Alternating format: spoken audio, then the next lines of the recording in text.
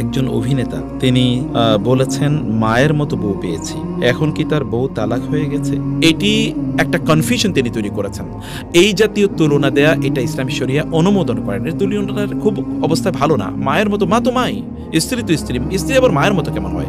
অতএব একজন ব্যক্তি যার প্রজ্ঞা আছে, জ্ঞান আছে, তিনি আসলে সত্যিকার অর্থে প্রজ্ঞাপূর্ণ অথবা শরিয়ার জ্ঞান যার আছে, তিনি এরকম তুলনা কখনোই দেন না যে মায়ের মতো বউ পেয়েছে, মায়ের মতো বউ পেয়েছে, মানে বলবেন বউয়ের মতো বউ পেয়েছে। কোরআনুল কারীমের অত্যন্ত গুরুত্বপূর্ণ একটি সূরা, সূরাটি হলো সূরাতুল মুজাদালা। এটি 58তম সূরা। এই সূরাটি মূলত এরকম একটা প্রেক্ষাপটে নাজিল হয়েছে।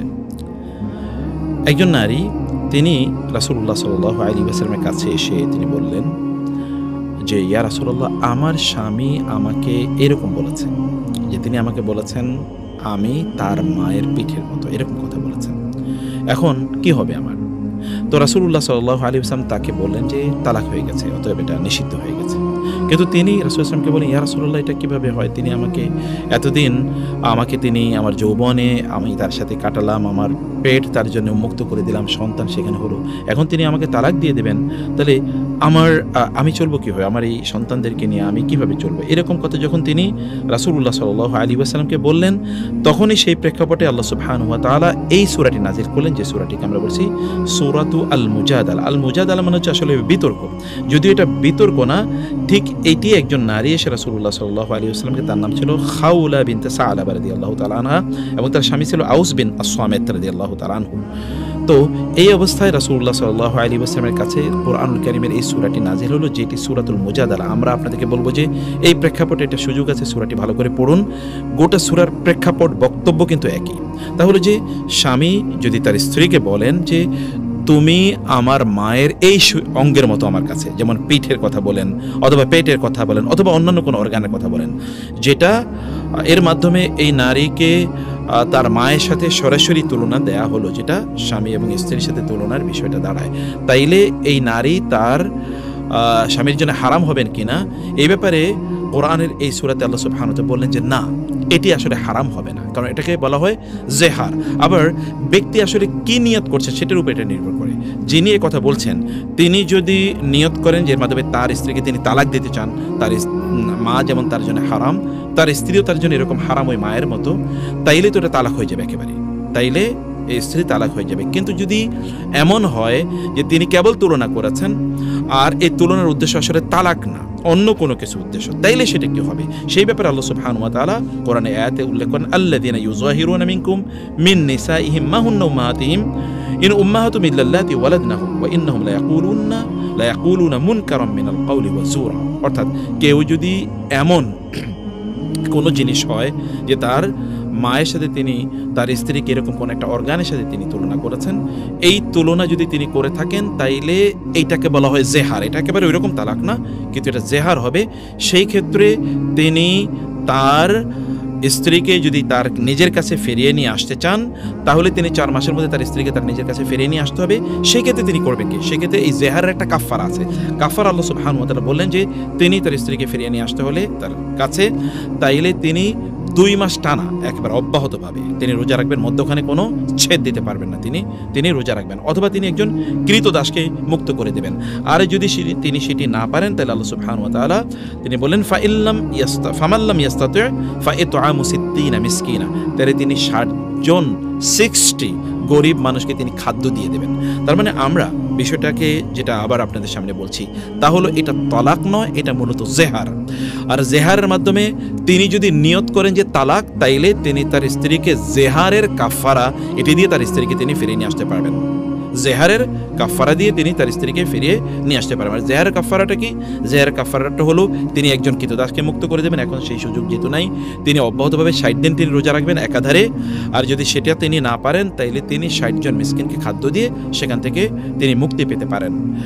আর যদি তার নিয়ত এটা না হয় যে তিনি আসলে এমনি মমতা, ভালোবাসা ইত্যাদির উদ্দেশ্যে তিনি মায়ের মতো বলেছেন, তাইলে তালাক হবে না বা জেহারও হবে না, বরং এটি একটা কনফিউশন তিনি তৈরি করেছেন। এই জাতীয় তুলনা দেয়া এটা ইসলামী শরিয়া অনুমোদন করেন। এর তুলনাটার খুব অবস্থা ভালো না। মায়ের মতো, মা তো মাই, স্ত্রী তো স্ত্রী, স্ত্রী আবার মায়ের মতো কেমন হয়? অতএব একজন ব্যক্তি যার প্রজ্ঞা আছে, জ্ঞান আছে, তিনি আসলে সত্যিকার অর্থে প্রজ্ঞাপূর্ণ অথবা শরিয়ার জ্ঞান যার আছে তিনি এরকম তুলনা কখনোই দেন না যে মায়ের মতো বউ পেয়েছে, মায়ের মতো বউ পেয়েছে মানে বলবেন বউয়ের মতো বউ পেয়েছে। মমতাময়ী অথবা একজন যেই বউ তাকে ভালোবাসেন, যেটা কোরআন আল্লাহ সুবহানাহু ওয়া তাআলা তিনি আমাদেরকে বলেছেন ওয়া জাআলা বাইনাকুম মাওয়াদ্দাতান ওয়া রাহমা, যেই স্ত্রী বা যেই স্বামী আপনাকে পরম ভালোবাসবেন, প্রেমময়ী অথবা যিনি আপনাকে অনুগ্রহ করবেন মানে অনুগ্রহশীলা, এরকম একজন স্ত্রীকে আমি পেয়েছি, এভাবে তিনি বলবেন। অথবা রাসূলুল্লাহ বলেছেন তাজাওয়াজুল ওয়াদুদ আল ওয়ালুদা, তোমরা এমন নারীদেরকে বিয়ে করে যারা তোমাদেরকে পরম ভালোবাসবেন, তোমাদেরকে অনেক সন্তান উপহার দেবেন, মানে তারা অনেক সন্তান প্রসব করতে পারবেন বা গর্ভে ধারণ করতে পারবেন, এমন নারীদেরকে তোমরা বিয়ে করো। অতএব তুলনাটি এখানে একটা রং তুলনা হয়েছে, একটা ভুল তুলনা হয়েছে। অতএব আমাদের এই ভাইয়ের জন্য আমাদের পরামর্শ হলো যে আপনি আসলে চিন্তা করুন যে আপনি আসলে কি উদ্দেশ্যে বলেছেন। যদি এটি মায়ের সাথে সরাসরি তার শরীরের অঙ্গের সাথে তুলনার অর্থ হলো যে মায়ের মতো আপনি তাকে হারাম মনে করেন, তাহলে তো এটা জাহের হয়ে গেছে, তখন আপনাকে মুক্তি পেতে হলে এই কাজটি করতে হবে। আর যদি সেটা না হয় তাইলেও এই তুলনাটা আসলে কোনোভাবেই এটা গ্রহণযোগ্য তুলনা হয় না। তাহলে আপনি দান সাদাকা করুন, তওবা করুন এবং দান সাদাকা করুন, তার মাধ্যমে আপনার স্ত্রী আপনার জন্য হালালেই থেকে যাবে ইনশাআল্লাহ। আর আমরা অনুরোধ করব যে এটি আল্লাহ সুবহানাহু ওয়া তাআলা বলেছেন ইন্নাহুম লা ইয়াকুলুনা মুনকারাম মিনাল কাওলি ওয়া যুরা, এটা একটা মিথ্যা কথা এবং এটা হচ্ছে খুবই গর্হিত কথা।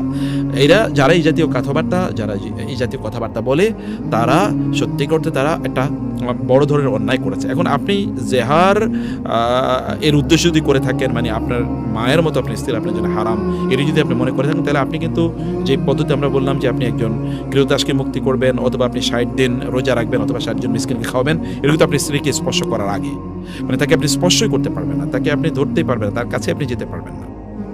এইটার আগে এই কাজগুলো করবেন, তারপরে she can come back to you. Otherwise তো ইনশাআল্লাহ আপনি তওবা ইস্তেগফার করুন, একটু দান সাদাকা করে দিন আপনি, এবং এই জাতীয় কথাবার্তা থেকে আমরা বলবো যে অন্যরাও আপনারা বিরত থাকুন। আপনার মায়ের সাথে আপনি তুলনা করে কোনো প্রশ্নই আসে না, এটা একটা গর্হিত তুলনা। এই তুলনাটা প্রজ্ঞাপূর্ণ কোনো তুলনা নয়, এটি খুবই মানে যারা শরিয়া জ্ঞান যারা রাখেন তারা এই জাতীয় তুলনা তারা কোনো অবস্থায় তারা করতেই পারেন না। আর আল্লাহ সুবহানাহু ওয়া তাআলা এরপরে এই সূরারই ৫ম আয়াতে তিনি বলেছেন ইন্নাল্লাযীনা ইউহাদ্দুনাল্লাহা ওয়া রাসূলাহু কুবিতু কামা কুবিতাল্লাযীনা মিন ক্বাবলিহিম ওয়া ক্বাদ আনজালনা আয়াতিন বাইয়িনাত ওয়ালিল কাফিরিনা আযাবুম মুহিন। আল্লাহ তাআলা বলেছেন যারা আল্লাহ এবং আল্লাহ রাসূলের বিরোধিতা করে তারা জানে যে মাসালাটি এরকম, কিন্তু তারপরও তারা এটাকে উড়িয়ে দেয়, মানে তুড়ি দিয়ে তারা উড়িয়ে দেয়। তারা বলে এগুলো কি, এগুলো আমাদের আবার দিন কি, শরিয়া কি, ইসলাম কি, আমরা আমাদের মতো করে আমরা খুবই কালচারাল অথবা আমরা খুবই নলেজেবল, এইরকম চিন্তা চেতনা থেকে যদি তারা বলে, তাহলে আল্লাহ বলেছেন তারা কুবিতু, তারা লাঞ্ছিত হবে, অপমানিত হবে কামা কুবিতাল্লাযীনা মিন ক্বাবলিহিম, যেমন পূর্ববর্তী অনেক লোক এই জাতীয় কথা বা এরকম আচরণের কারণে তারা লাঞ্ছিত এবং অপমানিত হয়েছে। আল্লাহ তাআলা তো স্পষ্ট করে বলে দিয়েছেন, আর কেউ যদি ইসলামের শরিয়া এর বিধানগুলোকে অস্বীকার করে তাহলে তারা তো কুফরির মধ্যে তারা নিমজ্জিত হয়ে যাবে, কুফরুন বা ওয়াহুন, এটি এমন কুফরি যেটা তাদেরকে ইসলাম থেকে একেবারে বের করে দেবে। আমরা যেন এই জাতীয় গর্হিত কাজ না করি, আল্লাহ সুবহানাহু ওয়া তাআলার কাছে আমরা সেই ফরিয়াদ জানাচ্ছি।